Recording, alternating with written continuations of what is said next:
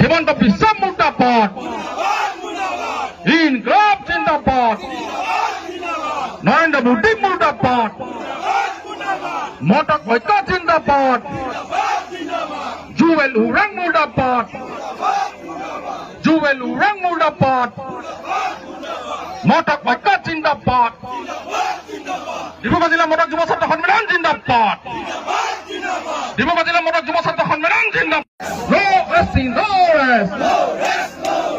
মৰিলেও মৰি যাম, জনজাতি লৈ যাম, মৰি যাম, জনজাতি লৈ যাম, বুকু পাতি গুলি খাম, জনজাতি লৈ যাম, বুকু পাতি গুলি খাম, জনজাতি লৈ যাম।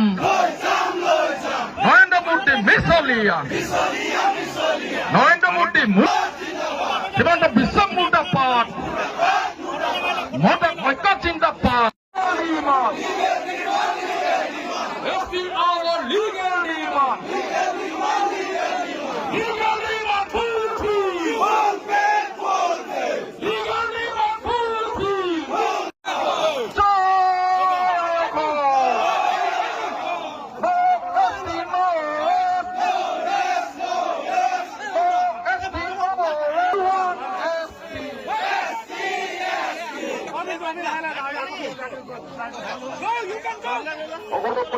আমি জুবিন দাক শ্ৰদ্ধাৰে সুঁৱৰিছোঁ।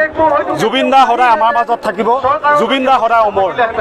তথাপিতো আমি যি সমাজখণ্ডত বাস কৰা, আমি যি মটক জনগোষ্ঠী, আমি অতীজৰ পৰা মটক জনগোষ্ঠী আমি আন্দোলন কৰি আহিছোঁ আমাৰ প্ৰাপ্য আৰু আমাৰ অধিকাৰৰ বাবে।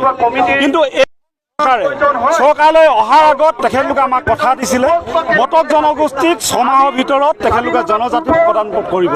কিন্তু এই চৰকাৰখনে কথা দিও আমাৰ পৰা কথা তেখেতলোকে কথা নাৰাখিলে।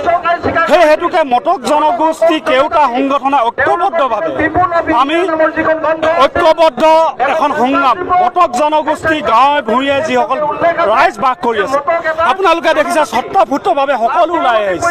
ইয়াত মই নকওঁ, মই মটক যুৱ ছাত্ৰ পৰিষদ বা কোনোবাই যদি তাক দাবী কৰে সেইটো মই ভুল বুলি ক'ম। এয়া মটক জনগোষ্ঠী সংগ্ৰাম, এই মটক জনগোষ্ঠী সংগ্ৰামখন আমি আগুৱাই লৈ যাম। আৰু মই স্পষ্টভাৱে কৈ দিব বিচাৰিছোঁ, আপোনালোকে জানে অসম চৰকাৰে আমাক আলোচনালৈ মাতিছিলে, আমি সেই আলোচনা নস্যাৎ কৰিছোঁ। আমি আলোচনা তেতিয়াহে কৰিম তেখেতলোকে সিদ্ধান্ত কৰক, তেখেতলোকে গোটেই বস্তুটো এটা সিদ্ধান্ত দিয়ক, মটক জনগোষ্ঠীক জনজাতিকৰণ কৰিব পাৰিব নে নোৱাৰে। স্পষ্ট কথা, যদি নোৱাৰে তেখেতলোক মুখ্যমন্ত্ৰীয়ে স্পষ্টভাৱে কৈ দিয়ক মটক জনগোষ্ঠীক আমি জনজাতি প্ৰদান কৰিব নোৱাৰোঁ।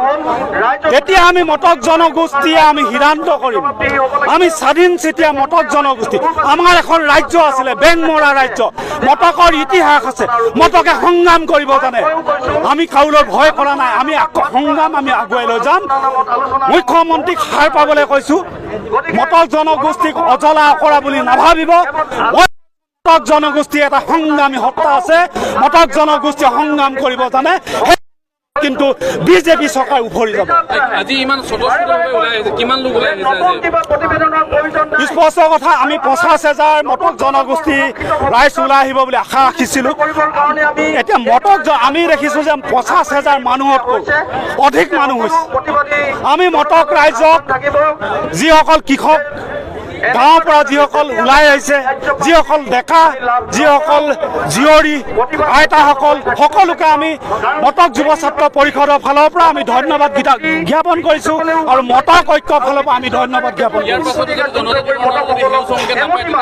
মই কালিও কৈছোঁ, আমি আলোচনা যদি কৰিব লাগে আমি জনজাতিৰ ওপৰতহে কৰিম। মই পোষকতা কৰোঁ, যদি আলোচনা কৰিব লাগে মই এটা নেতৃত্বস্থানীয় হিচাপে কৈছোঁ, ৰাইজক লৈহে আমি আলোচনা কৰিম।